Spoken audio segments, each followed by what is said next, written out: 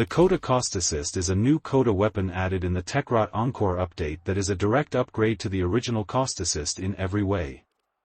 What's unfortunate is the weapon is either bugged or DE simply forgot what bonus this weapon was supposed to have, because the description claims that the acid pools of the heavy attack last longer and the unique trait hover over says the heavy attacks come out faster, neither of which is actually true.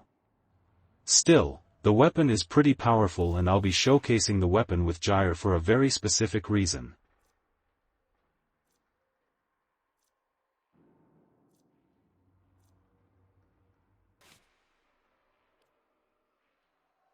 Now you may boo and scoff at the inclusion of melee influence in this build, but don't worry, if you don't want to spread status around to entire rooms, Vortex is another great option and the build remains the same in both cases. However, influence works in Gyre's favor as the weapon has corrosive damage innately, allowing for an elemental cocktail of corrosive, magnetic, viral, and electricity to be spread to surrounding enemies, which works in Gyre's favor to strip enemy armor so her electric abilities deal more consistent damage and removes the need to use a pet only for viral priming.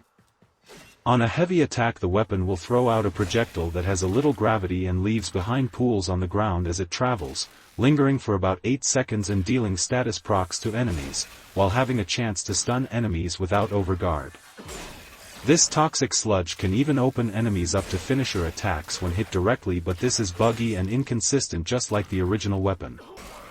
By spreading so many status effects, it makes Gyre's powers easier to deal damage through armor and even shields, and is by far my favorite way of utilizing this weapon. It is however perfectly good as a normal melee weapon in the hands of any Warframe with that innate corrosive damage, which is normally only accessible through melee exposure, which prevents the use of influence or vortex. Thank you for watching.